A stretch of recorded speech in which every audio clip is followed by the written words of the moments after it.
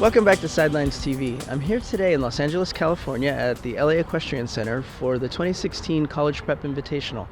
And I'm here with a rider from Agoura, California, Kristen Gibson. How are you? I'm good. How are you? Great, thanks. You had a great show. I did. I actually really enjoyed all the horses I rode. That's great. How did you find the show?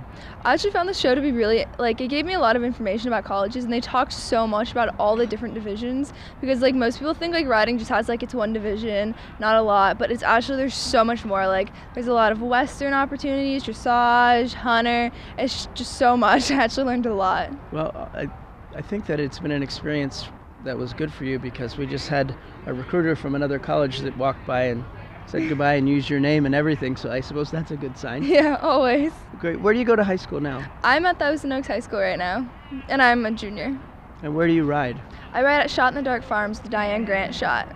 Oh, that's great. She's great. Oh, she's an amazing trainer. Actually, I went to so many other trainers before her, and I just never clicked with any. But once I got to her, I just clicked and just knew jumping was going to be my actual passion in life. Yeah, well, I'm going to let everyone in on a secret. You've had some major adversity to overcome. You had your entire knee reconstructed. Yeah. I watched the video.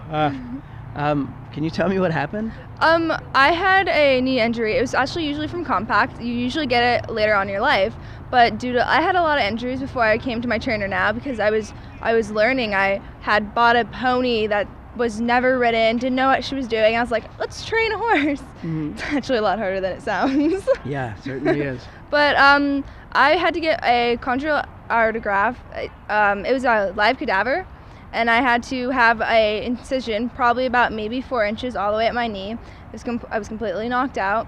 And I go in, and they carved out my cartilage right below my patella groove, and they carved it out, they replaced it, and then they stitched it back up, and it was 8 months of no walking, nothing, just on crutches, and then a year and a half before I started riding. But you get a pretty scar for all that effort.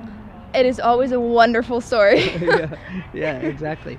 Well, are you involved in a lot of other things in school right now? Right now in school, a lot of my focus is actually my academics, and 2 classes that I'm really involved with is anatomy and psychology. And anatomy, I actually go in at lunch and talk to my teacher a lot, and wow. I asked for my test a week ahead of time so I can study and pull the grade I need. Uh-huh. And I'm actually the only kid in the class that would actually touch the heart and play with it during the dissection. Perhaps you should go into biology as well. Right? It's actually really interesting, because to see the way the mind reacts to the body, because you can literally just cause yourself to have pain by thinking something hurts. You can think, oh, my knee hurts, my knee hurts, my knee hurts, and it's gonna hurt. Right. Because you have that mental strength just to actually overcome things.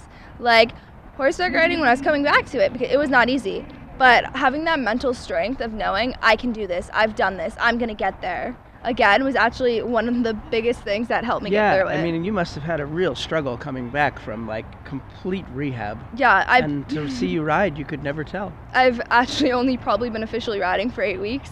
And That's crazy. Did a show before this, and I placed well, and then I did this show, and it's just a completely new experience. I've never just gotten on a random horse and just went and rode. Yeah. It was completely different. I was really happy. Well, obviously any college is going to be glad to have you, but what are you looking for in a college? In a college, I'm actually really kind of looking to go away from home, because I've always been in California, and it's you get the people, you learn the environment, but I like expanding. I like talking to new people, meeting new people, just walking up and you're hi, I'm Kristen. Because I've never really had the issue of not being out there. I'm a very out there person. Because right.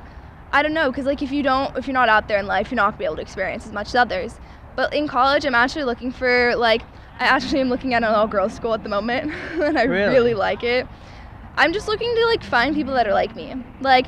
I want to find people that have the same passion as me in riding, because if you can find someone that you can talk to about everything with, have your passions, that's where you're going to make your connection for the rest of your life. Those are going to be the people you have in your wedding. Right.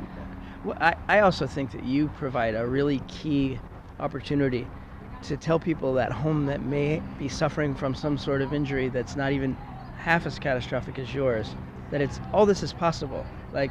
You're still young, you didn't wallow in it, you came back. How did you get there? I've always loved riding, and my knee surgery was actually really hard. It's not the easiest thing to go through, especially when you're younger and you don't have the patience for it. Yeah. I just had to tell myself, I can do this. The doctor told me that he doesn't think I should probably jump anymore. He told me that I shouldn't ride anymore based off my knee surgery. I said that's not going to happen. I said I'm always going to ride. I don't care. I will push my body through anything I need to do to be able to ride because it's something I love. Just like any athlete, he will push themselves. It's what you have to do. When you're in rehab, you have to think, just 2 more days, just 3 more days, just 1 more day, just 2 more hours. It's the countdown that actually really matters, because for me it was like, I want to go ride. I was going to the barn on crutches with my leg completely non-movable, and I was sitting there just petting my horse because I wanted to be able to know, I'm there for you, you're there for me, I'm hurt and I need you to help me. Right. Because you can't just give up horseback riding. You create that connection with that horse and he knows you. That's your horse. He's not just your pet. He's not just someone you go say hi to. That's your, like, it's your relationship. You literally are there every day with that horse. He relies on you so much, and just the fact that knowing that his life would completely change if I couldn't get through what I was going through just made me give me that push to get there. That's great. I know that you had mentioned earlier to me that when you got through college, you really wanted to work in some capacity with people who've had extensive trauma.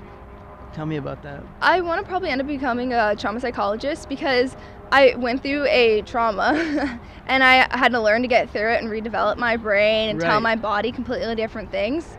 And I want to be able to help people like that. I want to help someone who's gone through something awful, probably way worse than I have, to help them get to how I feel now that I've gotten through it. I can do it. I can still do anything I want if I can put my mind to it. That's great. And I want every person to be able to know that. You can go through something, but that moment does not define your life. It's just another little step you have to get over.